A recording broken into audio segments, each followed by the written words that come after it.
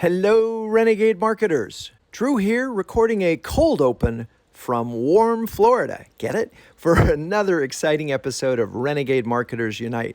This one is from our live show featuring 3 CMOs of CMO Huddles, a community of B2B CMOs that share, care, and dare each other to greatness. On this insightful episode are Dave Bornmann of Association Analytics, Julie Kaplan of CareMetx, and Johnny Smith Jr. of Encompass Health. It was a pleasure to talk about the CMO's first 90 days, a time when CMOs can make a splash with a quick win while working to scale up their marketing team's effort and building winning long-term strategies. I know you're going to enjoy the show. Give it a listen. And if you don't, send me an email, drew@renegade.com. I'm your host, Drew Neiser, live from my home studio in New York City. Now, perhaps you remember the day before your first day of high school. Maybe it was the 8th grade, way back when. If you were anything like me, you had your supplies organized by class and momentarily neatly placed into your backpack. You might even lay the first day wardrobe had been carefully chosen to meet whatever image you hope to project. That was the extent of the preparation. Mainly, the unconscious goal was to just get accepted by some portion of your classmates and perhaps avoid getting ridiculed by the cool kids. It's a pins and needles moment fraught with peril, one that none of us would want to repeat again. Yet, it isn't all that different from the first 90 days for a new CMO, a scenario that happens many times in the careers of most marketers today. You are likely to be judged by your peers almost as quickly as happened in high school. It sounds silly, but it's true. Now, here's the big difference. Unlike a clueless freshman, savvy CMOs have a plan for the first 90 days, and those plans pave the way for the successful performance of the job. To understand those plans, we have 3 senior marketers, 2 of whom started their roles in 2021, and 1 who started in late 2019. So the first 90 days is still fresh in all of their minds. With that, let's bring on Dave Bornmann, CMO of Association Analytics. Hi, Dave. How are you doing? I'm good, Drew. How are you? Now, dare I ask you about the first day before the first day of school? Did you actually lay out your clothes? Drew, I think I might even go one step beyond that. I think definitely in middle school, it could have been preparing for high school. I used to write down on a legal pad what I wore every day so that I wouldn't repeat my outfits within 2 weeks of one another. Oh, see, that's a level of compulsiveness I never had, but obviously you were a better dresser anyway. But let's go back to January 2020, just before you started at Association Analytics. What did you do to prepare yourself for this new role? Sure. Well, first thing I did was develop a 90-day plan. And I actually created that 90-day plan while I was interviewing. And I did it both to prepare for the interview, but honestly, I wanted to visualize for myself what things I would be doing in that new role and make sure that I was comfortable with it and it fit with where I wanted to be in this next step of my career. I was also a little lucky because I had spent the previous 8 years in the same industry selling solutions into the association market. So I had a good understanding of the market, of the personas, of the key issues they were facing. So developing that plan in advance was, easier for me than it would have certainly if I were walking into a new industry or a company I didn't quite understand the product set as well. It would have been a little more difficult. That said, I had my 90-day plan right out of the gate.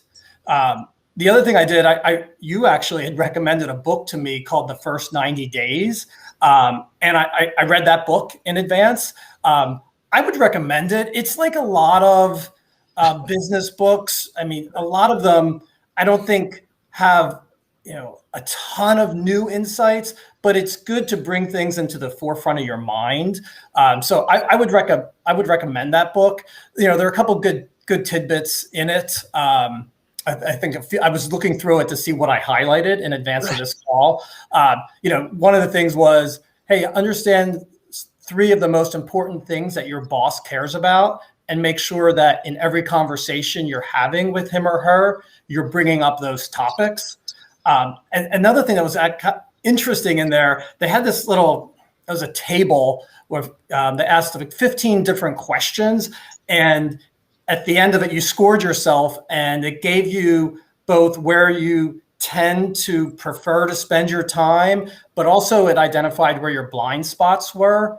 And my blind spot, as this table told me, is exactly one of my blind spots. And so you kind of lose sense of what your blind spots are. Oh, that's so smart. Yeah. Yeah. Having it brought to the fore was really good. And the last thing I did from a preparation perspective, I consumed every bit of content that Association Analytics had produced prior to my arriving, right? So I read every ebook, I watched 4 or 5 of their most recent webinars, I read all their case studies. I mean, I wanted to understand going in how they talked about themselves, what their customers found of value to them, and really sort of be able to just hit that ground running on day one.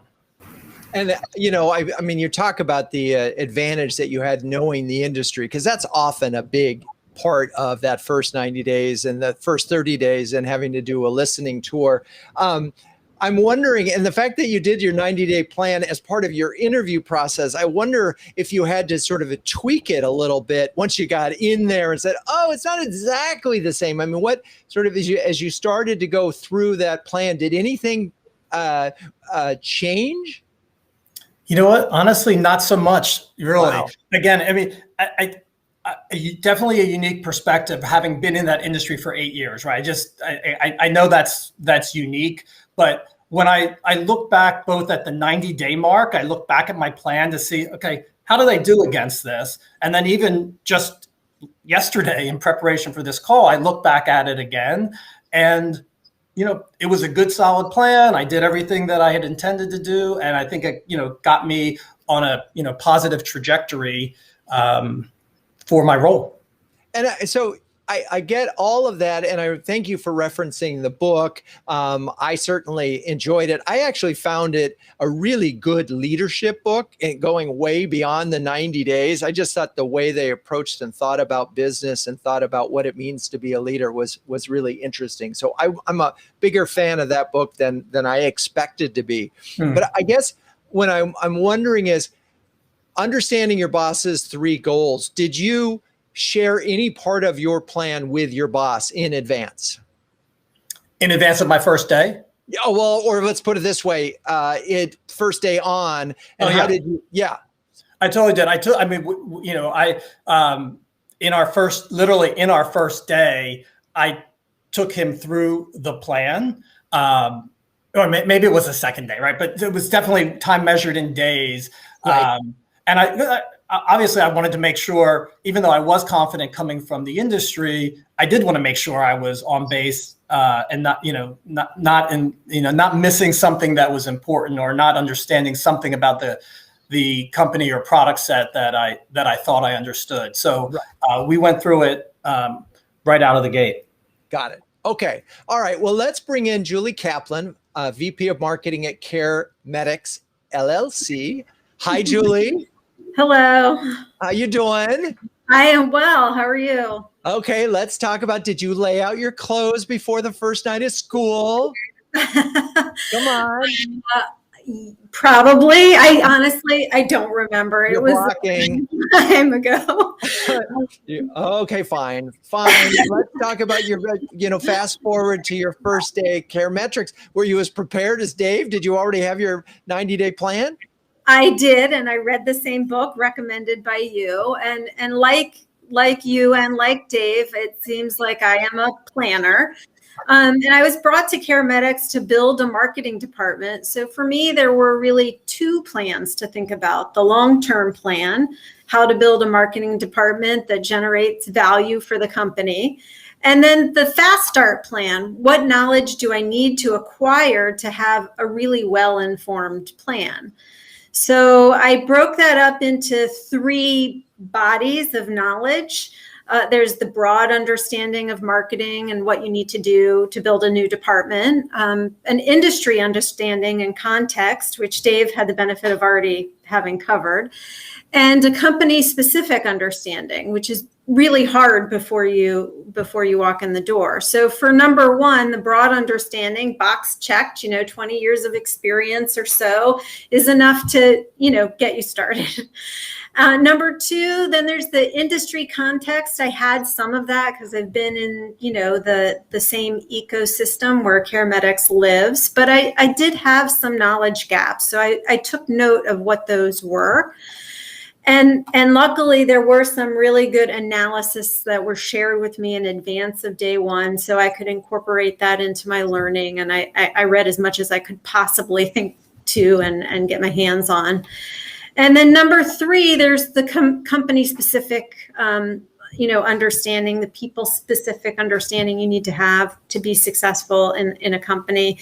And although there was a lot of insight I was able to glean through the interview process and from continuing conversations with my boss before I started.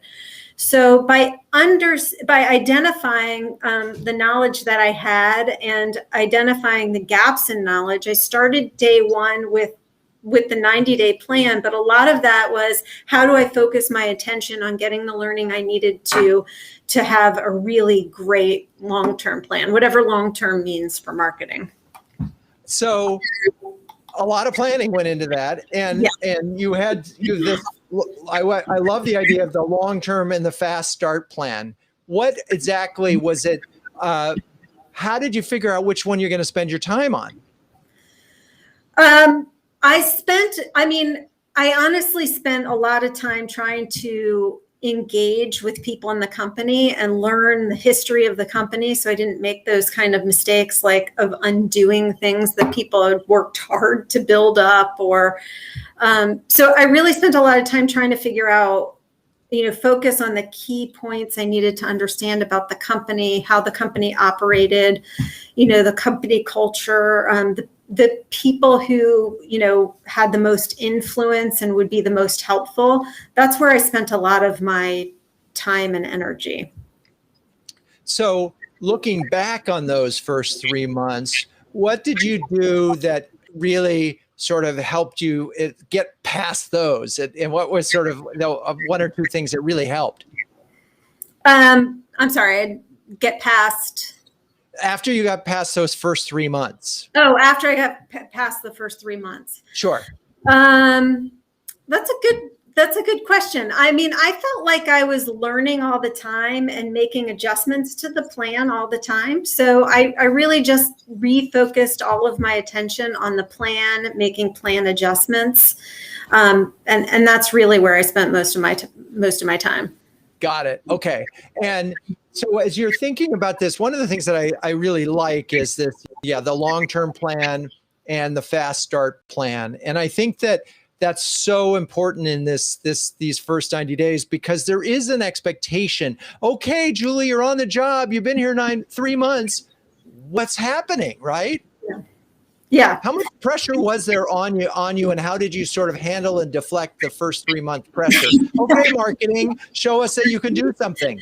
Right.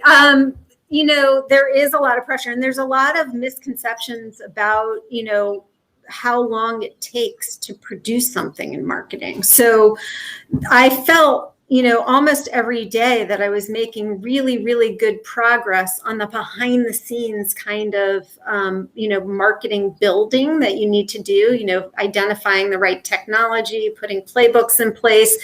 But none of those are things that other people see. And so I had to find something that was visible to the company, that felt valuable to my colleagues, that I could do, relatively quickly. And as it turned out, our company had never sent an email to clients, sort of a corporate email about products and services. So I got that up and running, and that felt like a good win to a lot of people, because we got something out the door that we needed.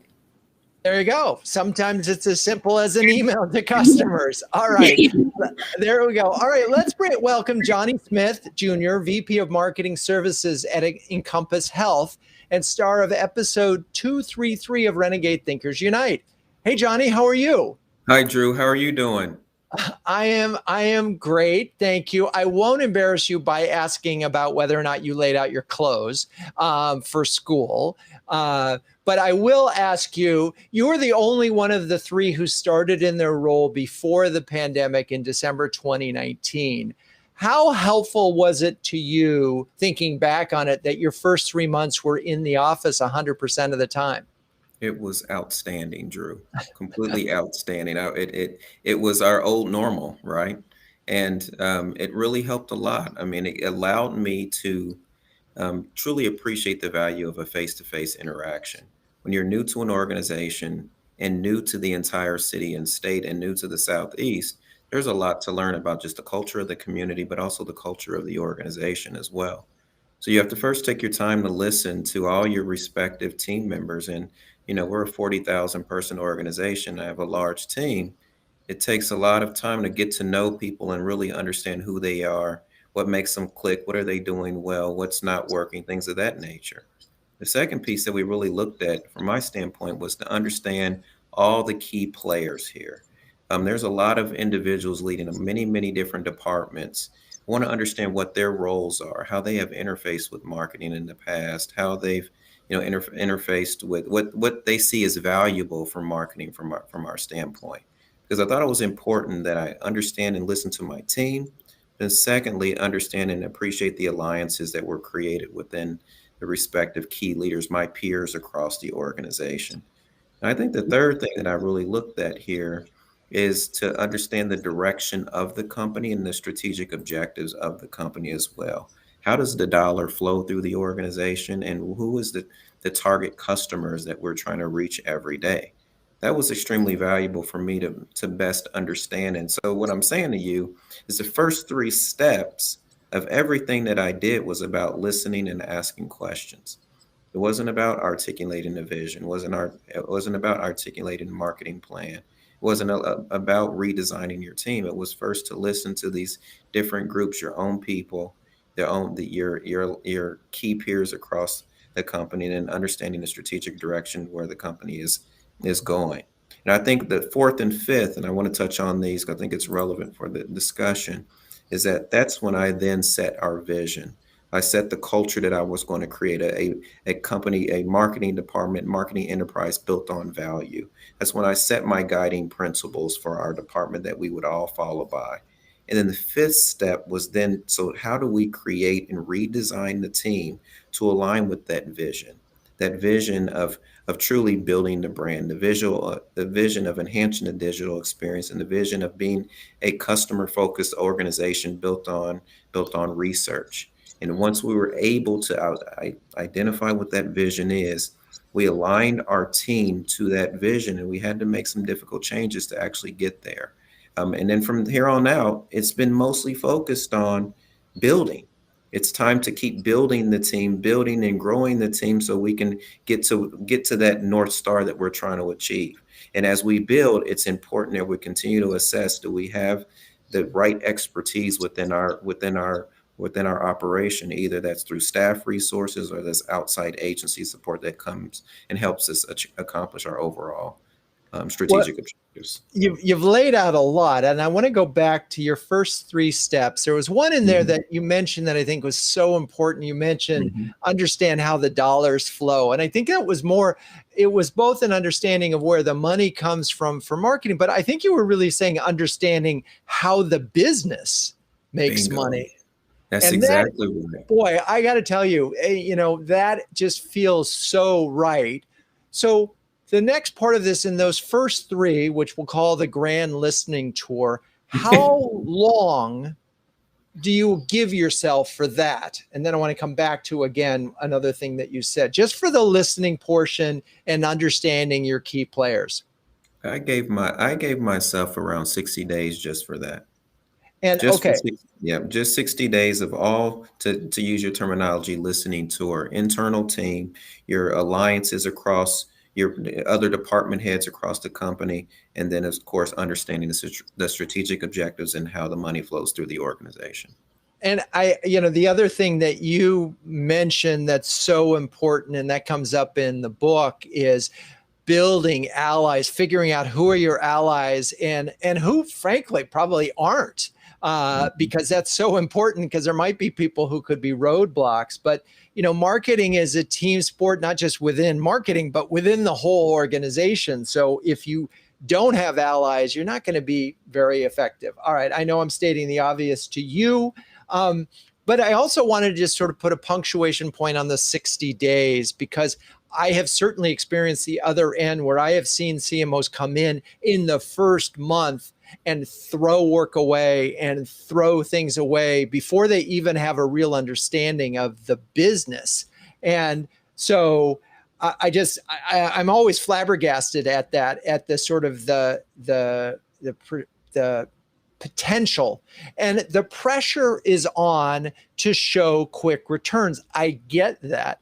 But what you talked about is setting a vision and having a plan. And I just, again, go back to this notion of you can't do that without spending the time building it. So if we talk about the vision and setting that, then it's on to the team. Was there anything within all of that was particularly challenging for you or created a surprising situation? Well, I would say this is that when you're casting your vision out, sometimes it's difficult for your team to truly understand what you're actually articulating. So I took a very strategic and intentional approach on bringing people along with that, through that vision, through our guiding principles. And I spoke a lot about this in our episode 233, and you had me break them down one by one. So I don't want to go through all of them, but you can definitely watch episode 233 because it really focused on those. And it really gave people an understanding of the role that they play in the behaviors they're going to have to implement if they want to see this department for the future. This was a department that I had to build from the ground up. It was 3 different functions separated by 3 different leaders, and they brought those functions together. Well, those 3 functions still didn't make a marketing department. I had to actually create a marketing department.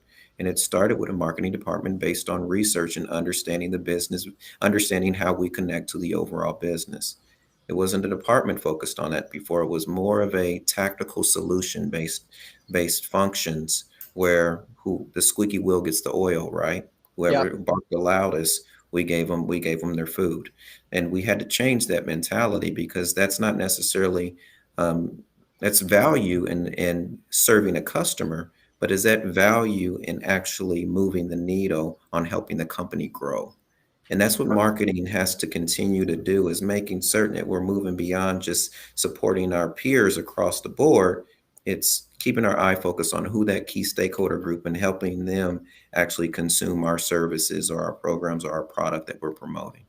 Yes, we are here to do a little bit more. We are here to be, as marketers, is to get the word out that we have a brand and we have services and all those other good things. All right, well, let's bring the rest of the Dave and Julie back. And I want to go back to this idea of early win. And Julie's already mentioned her email early win, but I'm wondering, Dave, did you think about early wins? Because you were all ready with your plan. I certainly did. And my plan, by the way, had 30 days of the listening tour as well. So I wasn't presumptuous enough to think I knew what to do. Listening was for 30 days. I just had a jump start because I'd spent time in the industry. My early win, I was not planning on, but what happened is our biggest competitor was acquired by the largest technology provider in our space. And the reason they did that was to cross-sell services, right? So when that acquisition happened, within just a few weeks of my arrival, that always creates tumult within an organization, right? So we knew there was going to be a period of time where they were trying to figure out how to ingest that new company. But we also knew as soon as they got through that process, they were going to probably start bundling services in and trying to get all the existing accounts to cross-sell our competitor. So we really felt like we needed to move really quickly to get some campaign out to get a hold of these customers or prospects prior to them getting, swooped up with this new competitor. So we developed a 3-part email campaign and put together content assets that we thought was relevant. We knew the pain points of the people who had this technology that was part of the acquiring company. So we had all the pieces we needed, and we just ran with it. And that was probably like near the 30-day mark. My plan didn't have me doing anything until the 60 to 90-day window. So it was my listening tour, then it was developing my content plan, developing my marketing plan, developing my messaging. All that stuff kind of had to get pushed to the side, and we had to just jump in and do this campaign. We're a startup, right? There are 35 of us now. I was a marketing department of 2. And our marketing prior was just content driven and webinars and in-person events. So prior to that, the company had never run a lead gen campaign. So we jumped in, targeted these customers, ran a campaign, had the sales team started getting some responses to it. And on the weekly sales call, you'd start having some conversations where they mentioned, oh yeah, so-and-so reached out to me from that campaign. So, that's always good when you've got the sales team talking about it. Actually, I was literally just looking prior to the call. One of the people in that campaign became a customer of ours last month, which is about a 90-day sales cycle, which is really good. We're an enterprise software platform, so closing a deal in 90 days is good news. So that was a good win for us. Again, not planned at all, but just had to be responsive to what was happening in the market. Yeah, exactly. And that's really what the landscape changes, and you have to be able to, you can't say, hey, by the way, just hang out there. We'll be with you in a second. No, sometimes you just have to jump in. Yeah. Johnny, I'm curious in your case, because we talked about it's a methodical process. Where did you see, or was quick win a part of what you're thinking? Yes, it definitely was. But my quick win wasn't an actual project. It was the vision. The organization was actually looking for a strategic direction and a vision for the marketing department. That was the win. They wanted to know where we're headed, and more importantly, the value that we deliver. That's what the organization initially wanted, is that we want a leader in this place that's done it before, that's going to take us to where we know we need to go. And some of this, the leadership was asking, we're putting this in your hands. We're letting you set your vision. We're going to give you full support. You've got to be able to demonstrate to us the value of marketing, and we'll back it as long as it makes true strategic business sense. And that was the initial win. And from there, once you get the backing, you can tackle many campaigns, many strategies, many tactics, things of that nature. But I think it's always important from a marketing standpoint, at least from an organization my size and scope, outline what you want to accomplish first and build allies around you who are going to support that. That was the win. They needed that from us from the perspective. Right, because you were really presenting marketing as a very different function in the organization. Exactly. So you had to do that and say, we're changing. This is the change, and you're either with us or this is what's going to happen. So part of that obviously is you need a boss who's totally behind you too with that. Okay, we're going to switch gears for a second, because this is the moment where, if you don't mind, I'd like to plug CMO Huddles for a second. CMO Huddles was launched in 2020. It's an invitation-only subscription service that brings together an elite group of CMOs to share, care, and dare each other to greatness. One CMO described Huddles as timely conversations with smart peers in a trusted environment, while another called it a cross between an expert workshop and a therapy session. If you're a B2B CMO that needs a way to save time and make better, more informed decisions, visit cmohuddles.com or send me an email to see if you qualify for a guest pass. So Dave, Johnny, Julie, anybody want to, how does that match with your experience with CMO Huddles?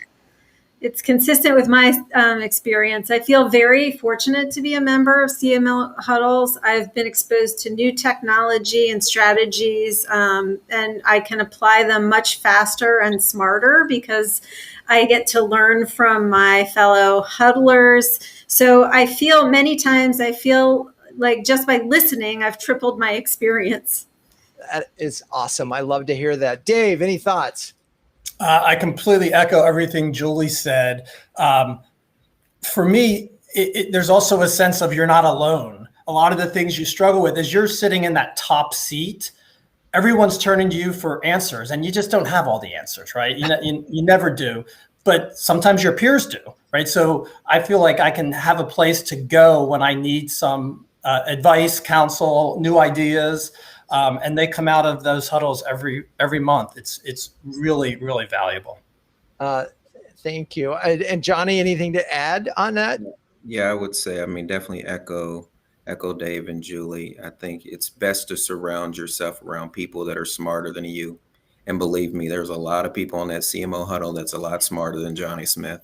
I don't know about that. But I will tell you that what I love seeing, we actually had a huddle today, and what I love seeing is some of these Fortune 500 CMOs talking to each other and taking notes. Mm-hmm. So you know that they're also saying the same thing, which is we don't know everything. We can't possibly know everything. Johnny, you mentioned this. One of the critical steps is often building your team. You mentioned that you didn't have necessarily the right team in the place. And so let's talk a little bit about what you did to sort of reorganize, and then, how did you make it all work? Yeah, I think, well, first you have to obviously, assess the talent that you have around the team. And luckily we had a lot of good tenured employees here at Encompass Health that were doing a lot of great work. They just needed to have a new direction in which they needed to focus. So the first thing we did is that I planned it around, I was like, I want to be a department based on customer and market intelligence. So that's the first discipline that I want to build. So I created a customer and market intelligence team. And that team is supposed to look at all of our hospital markets across the country, understand who our customers are, what makes them tick, and how can we change their behavior with our strategic marketing. So you need to do research for any marketing plan. So you've got to have your research team in place.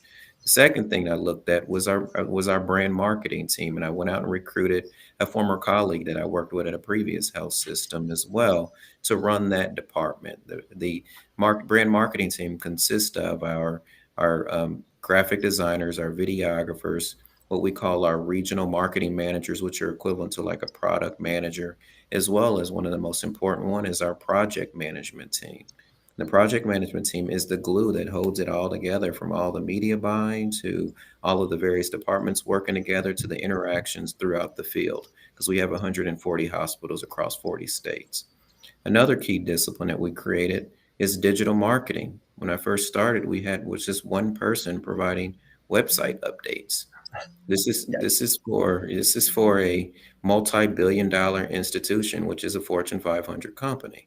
So when you think about that, you got one person on the website, you have to build that team. So I went out and recruited a digital marketer director, and she comes from the managed care space and did a lot with the CDC, et cetera, and really gave her the freedom and flexibility to build her vision, build her team. And now we're about like 11 or 12 people for that team right now. And then we create, go ahead. I'm sorry. Well, I want to stop you for a second because I already know Julie and Dave are going, oh my God, I would love to have that kind of a team. And so I'm going to just sort of, because they're at the startup land. But for the listeners, what I want to emphasize, and this has been so in some of the interviews I've done of late, particularly with companies that do have an established budget, there's a tendency sometimes to hire junior because you want to sort of come in under budget and so forth. But the more junior you hire, the more it falls on you. And so to the extent that you can, hire as senior as you possibly can and rationalize on your budget. And so, but I'm interested now with Julie and Dave, you started out with departments of like 1 or 2. So how did you go about thinking about expanding your team, knowing that, you're not going to be able to get Johnny and build, you're not going to get 5, 6, 7 senior direct reports, but what have you been able to do so far? Well, go ahead, Julie. I'll admit I was most worried about this. We had no team in place when I started, and many of my fellow huddlers, as you mentioned, discussed the difficulty in finding great talent, specifically for the positions that I had identified that were critical to getting a startup marketing department up and running, which is marketing operations and a content developer. I'm thrilled to say that both of those positions have been filled, and they give me reason daily to be optimistic about what our small but mighty team will be able to accomplish for CareMetx. So you've been able to hire. How about you, Dave? Well, first of all, my team of 2, me and the other person, resigned after my 2 weeks on the job. So that was a little bit of a challenge. I have to say, I filled that role. Everything happens for a reason with a superstar. So I couldn't be happier. So we're a team of 2. We're hiring our 3rd right now. It's one of the hardest jobs, of course, because it's marketing ops. But where we are, I don't really need a full-time marketing ops person. So to make my hire more difficult, I really want part marketing ops experience and part digital marketing experience. And 6 months from now, there are probably going to be 2 roles, but right now I have 1 role. So I'm actively trying to find it. We have a really good candidate. I'm still looking, but it's anything with marketing ops is just hard. We talk about that in the huddles all the time. I laid out in my plan, but also revisit this frequently with my boss, who's the president and chief revenue officer, 3 to 5 people in the first 12 months. So here I am with my marketing ops / digital marketer, hopefully. Product marketing is next, and content. I've been able to outsource content. I found a really good resource who knows the association space, was in the association space herself, and she's now is a consultant. So I've been outsourcing that, but I desperately want my own person sitting in a chair. Not in the budget yet. I'm hoping that's in the January timeframe. And then that product marketing role, it's just really, really important. And that's the next one. I'm also hoping I can do that maybe first quarter of next year. But you're right in that, as when Johnny was talking, I was salivating. Oh my God. Yeah, no, I could just, I could feel that. But Johnny, we talked a little bit about allies and so forth. I'm curious, when you sort of started to build across it, where did you look and what allies did you seek in particular? Yeah. I know Julie and Dave will agree with me on this. When you first go to IT, right? you gotta meet with your IT department. That's the very first thing. I mean, I knew that digital marketing will be a focus, so I wanted to meet with our IT department. The second thing, because we're a publicly traded company, you have to sit across the table from legal. You've got to, and that was a priority for me, is to sit down with our chief legal officer and learn about what I can and can't do, frankly. Another department that I really looked at, of course, is our finance. I knew I was going to be asking for a budget for this upcoming budget cycle, because I joined the organization at the end of the actual budget cycle, end of the year. So we're on a calendar year budget. So I joined at the end of the year. So the budget was already created for me when I walked through the door.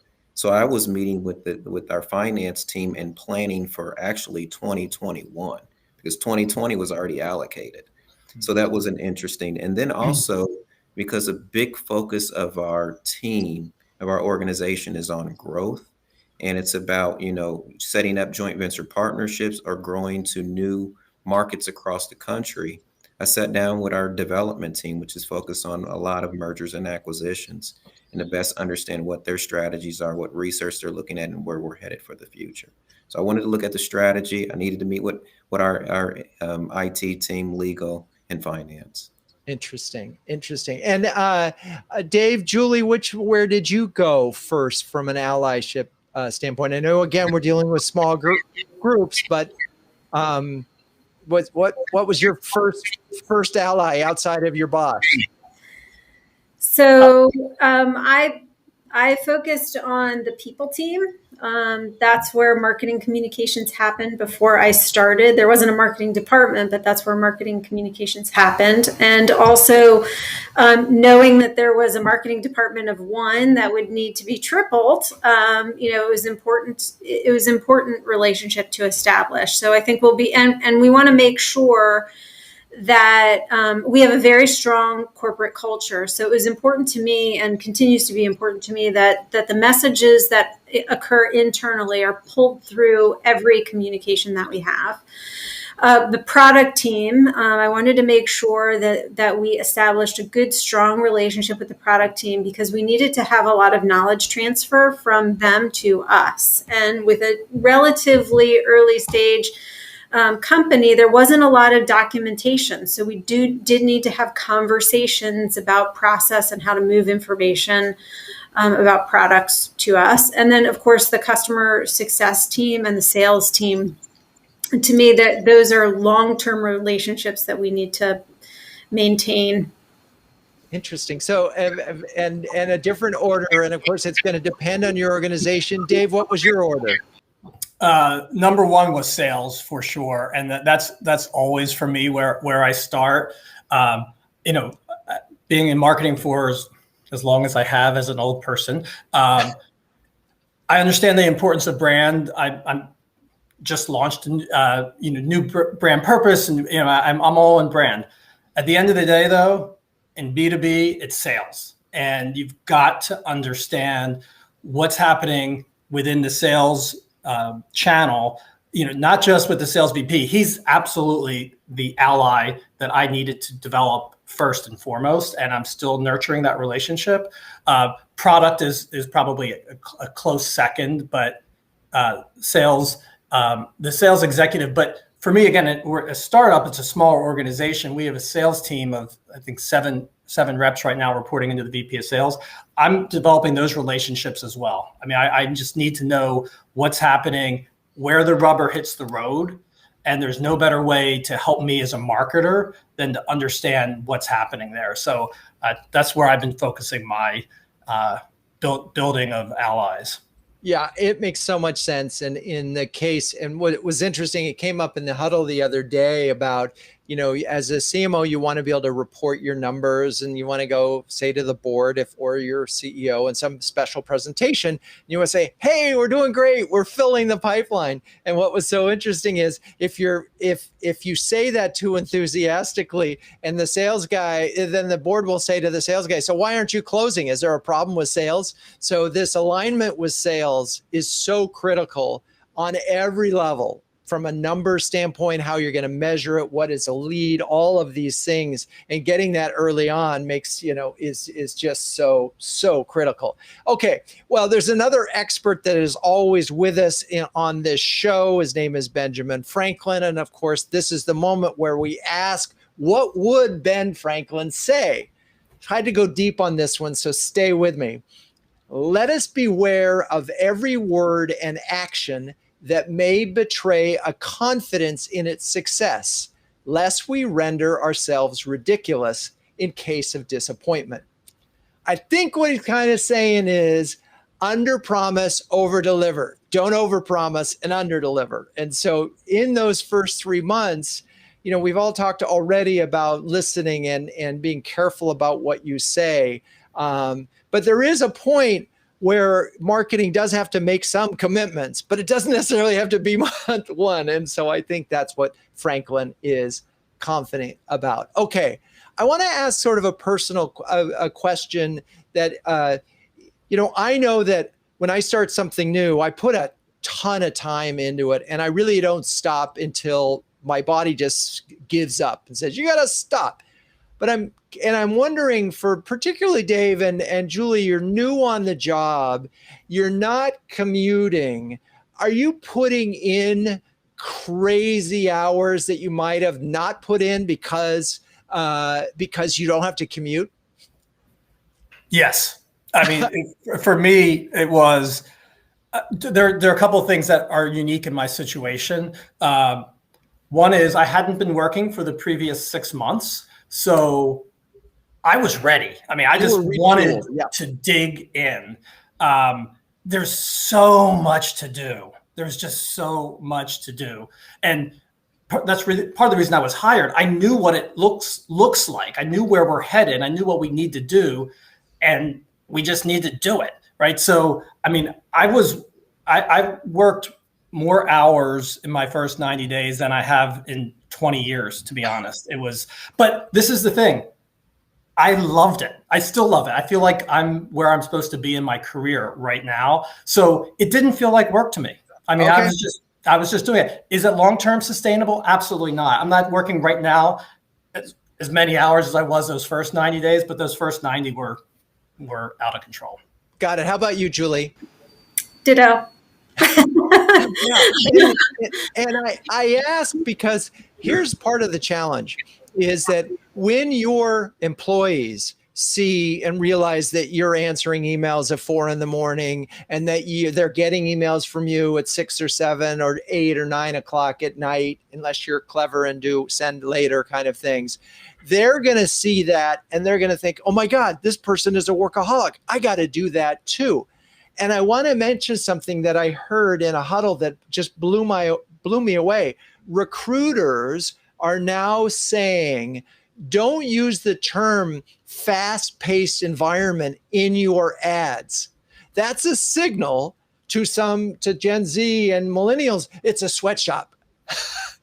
And I thought that was so fascinating. Don't put fast-paced environment. Yet you are doing that. So I'm just wondering, crazy hours, unhealthy signal to your team. There may be a question in there. It could be just me ranting, but how are you doing? And Johnny, maybe you can address this now because, you're in the health world, but mental health is an issue. It's hard enough when you're working remotely. What are you doing particularly early on to make sure there's a little bit of balance between your energy and eagerness and what you are asking of the team? Yeah, I think the key is that you're right, that the team is looking for you for direction, and they're going to follow the lead that you set forth. And I fell into the trap as well because we relocated to Birmingham, and for 3 months I was flying back and forth on Fridays back to my family, my wife and my two sons. So I'm sitting in this temporary housing and I'm bored out of my mind. So what do? I pull out my laptop and I start working, right? And what I noticed is that there were members of my team that saw my little green dot on through Outlook. And then they would come to work and say, I noticed you were on late last night. And what I started to do was is that I need to be mindful of that because I don't want to set that expectation that this is what you have to do. And that's not the leader I want to be. So if I needed to do things at home throughout that first 3 months while my family was still at our other location, I would download things and have various reading materials that I would do on my own time. That way, if I wanted to do this personally on my time, that's what Johnny wanted to do. There was no expectation set for anyone else on my team. Yeah. I tell you, one of the things I do, it's such an easy trick, is I do send later on all my weekend and evening emails. And my team knows I'm doing this. And so they know that they're going to get emails at about 8:15 every morning. But it is at least respecting their time. And it's funny, I don't know if they're seeing the green light on Outlook, and I try not to be on Slack on the weekends for that reason. So I'm wondering, what's that? Drew, I was just going to say, I was talking to my employee about this today, and one of the things I was just checking on this because we're having this part of the discussion. And one of the things she said to me is it's important to walk the walk and talk the talk. So while I was working really hard those first 90 days, and I still work a lot now, I give her and me, get the job done. No matter when you're going to do it, work-life balance is important. So this summer, I had to take my son to work to his first summer job. That was 20 minutes in the middle of the day, out and back, and 20 minutes at the end of the day. So we'd be on a call. It's like, oh my gosh, I got to go. I'm sorry, I got to take sit out. That's a signal to them that it's okay, that you have this balance, that other things are important. And as long as you're doing that, they see that and understand it as well. So I think that's important to make sure you're showing that the expectation isn't around the clock.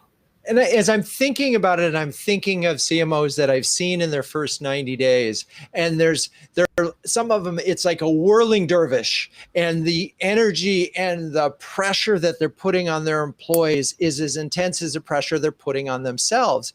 And that might have been good 2 years ago or 3 years ago, when you could just sort of I don't know right now, given the fact that there's so many, certainly under 30 folks who are making the YOLO choice and saying, I'm not going to do that. I don't want to work in that environment. You're driving me crazy. You got too much stress going on. And so I think this is really a hard moment for the new CMO, because you have a ticking clock. But at the same time, you got to bring your team along. It's really just add that to the list of challenges. Thank you, pandemic, for that. Okay, so quickly, Julie, Dave, if you had a do-over, anything you would do differently in the first 90 days? I would just meet more people. I mean, I met as many as I could. I would make the listening tour as long and as thoughtful as possible, and perhaps I'd take better notes than I did. Take better notes. Dave? I'd say the same thing in the listening tour, which was the first 30 days. You're just talking to everybody. You're on calls, you're on demos. And then your next 30 days, you're starting to do your plan stuff. I need to get back and do more listening, even in the 60 to 90 day. But even today, I need to be talking to more customers and on more sales calls than I am, like I did for my first 30 days. But then it got crazy. But this is a good forcing function for me to make sure that's going to happen. And Johnny, I know it's a long time since your first 90 days, because you've been there a year and more than a year and a half. But if you got a do-over, anything you do differently? I would say this: figure out where to park and where the restrooms are located in the building. That's hilarious. Okay, now for the since this will be both a podcast and a show, I'm wondering if each of you could offer one final bit of wisdom for CMOs in their first 90 days. Johnny, let's start with you. Final thought I would say is be patient. I think that's key. That was for me, is to be patient and know that this is a journey, and there's going to be many victories and wins along that journey. And when you get to those victories and wins, make sure you celebrate those that help you get there. And those are usually the people that you work next to. So even if your boss isn't patient, you better be. I love that. All right. Julie, one final word. I don't think I could say it better than Johnny, but here's what I'll say is talk to and learn from as many of your new colleagues as you possibly can, and external colleagues as well. External. Okay. And Dave? I'm big on the sales channel as a source of information. And what I'd say that I did initially is not just talk to the sales VP and not just interview or talk to the sales reps, but something the pandemic made much easier is participating in sales calls, even as a silent observer. Be on as many calls as you can, not just with the best reps. A lot of times they'll want you with the best reps to hear what they're saying, but be on the call with the average reps and even the underperforming reps, because that's where you can really hear, again, where the rubber hits the road. How is the messaging working? How's that demo going? How's that sales presentation working? And when you ask the questions, you can't always get it articulated in a way that's useful. But when you're on those calls and you do, let's say 20 of them, you start hearing things that are trends that can really help inform you as you go back and start putting together your plan or adjusting your plan or adjusting your messaging. So talk to the sales team all the way down, up and down the ladder. Yeah, I love that point, Dave. And it's I would push it even one further, is after you've listened to those 20, do one of them yourself. Just put yourself out there and make yourself try to sell against with the proposition that you have. Okay. Thank you, Dave, Julie, Johnny. You're all great sports. Thank you, audience, for staying with us. I'm your host, Drew Neiser, and until next time, keep those renegade thinking caps on and strong.